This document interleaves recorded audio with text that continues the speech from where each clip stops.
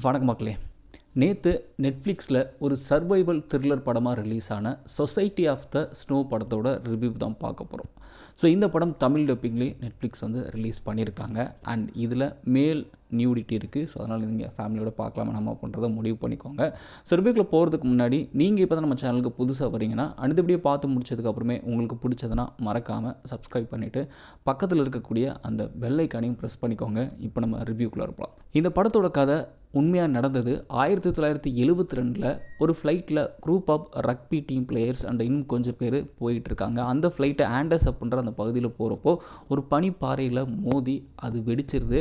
அதில் கொஞ்சம் பேர் இறந்து போயிடுறாங்க, மீதி பேர் அங்கே மாட்டிக்கிறாங்க. அந்த பனி சூழ் இடத்துல வாழ்கிறதுக்கான எந்த ஒரு சூழலுமே கிடையாது.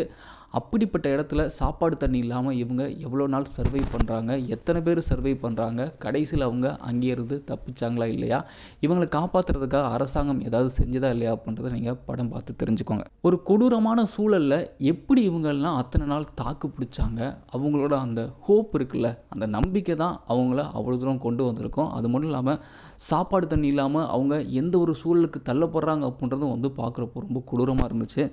அண்ட் பொதுவாக சர்வைவல் படம்னாலே அதில் கேரக்டர்ஸ் நிறையா இருக்கும். அதில் கேரக்டர்ஸோட டைவர்சிட்டி இருக்கும். பிகாஸ் ஒரு கேரக்டரும் ஒரே மாதிரி திங்க் பண்ணாது. அப்படி தான் நம்ம சர்வைவல் படம் எல்லாம் பார்த்துருப்போம். பட் இது உண்மையாக நடந்த கதை அப்படின்றதுனால அந்த மாதிரி கேரக்டர்ஸை தேவையில்லாமல் அந்த எக்ஸ்ட்ரா லேயர்லாம் ஆட் பண்ணாமல் இந்த கேரக்டர்ஸோட யூனிட்டியை ரொம்ப சூப்பராக காமிச்சிருப்பாங்க. பிகாஸ் உண்மையாக இந்த மாதிரி ஒரு சூழலில் எல்லாருக்குமே அங்கே எல்லாருமே சர்வைவ் ஆகணும், எல்லாருமே வீட்டுக்கு போகணும் அப்படின்ற ஒரு எண்ணத்தோடு தான் இருப்பாங்க. அப்படி தான் இவங்களும் காமிச்சிருப்பாங்க. அதுதான் நடந்திருக்கும் போலையும்.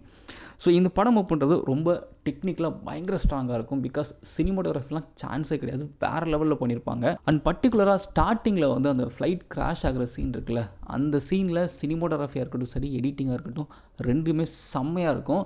அவ்வளோ சூப்பராக அந்த சீனை காட்சிப்படுத்தியிருப்பாங்க. கண்டிப்பாக இந்த ஒரு படம் அப்படின்றது டெக்னிக்கலாக பயங்கர ஸ்ட்ராங்கான படம் அப்படின்றது நீங்கள் பார்க்குறப்போ தெரியும். அண்ட் நெக்ஸ்ட்டு பார்த்தீங்கன்னா இந்த படத்தில் நடித்த அந்த ஆக்டர்ஸ், ஸோ காஸ்டிங் அந்த ஒரு ஆட்களை பிடிச்சி போட்டிருக்காங்க. அது எல்லாருமே செமையாக நடிச்சிருந்தாங்க. அண்ட் இதில் நிறைய பேர் புதுமுகங்கள் வேறு. இவங்களை பார்க்குறப்போ உண்மையாலுமே புதுசாக நடிக்கிறாங்க அப்படின்ற ஒரு ஃபீலே இல்லை, அவ்வளோ அழகாக நடிச்சிருந்தாங்க. பிகாஸ் அந்த உண்மையாக மாட்டிக்கிட்ட அந்த கேரக்டர்ஸோட ஃபீலிங்ஸ் எல்லாம் உள்வாங்கி அவ்வளோ சூப்பராக ஆக்ட் பண்ணி கொடுத்துருக்காங்க. கண்டிப்பாக அதை நீங்கள் பார்க்குறப்போ தெரியும். அண்ட் இந்த படத்தில் இன்னொரு முக்கியமான ஒரு விஷயம் பார்த்தீங்கன்னா, இந்த படத்தில் நடித்த ஆக்டர்ஸோட அந்த make over. So make over இந்த படத்தில் அந்தளவுக்கு நம்பும்படியாக இருக்கும். அவ்வளோ சூப்பராக மைனூட்டாக ஒர்க் பண்ணியிருக்காங்க. கண்டிப்பாக அவங்கள பாராட்டியே ஆகணும். அண்ட் இந்த படத்தோட திரைக்கதை பொறுத்தளவுக்கு இந்த படம் 2.5 மணி நேரம் பண்ணுறதுனால கண்டிப்பாக மெதுவாக போகிற மாதிரி தான் ஃபீல் ஆகும். பிகாஸ் இதில் அதிரடியான சண்டை காட்சிகள் அப்படிலாம் எதுவுமே கிடையாது.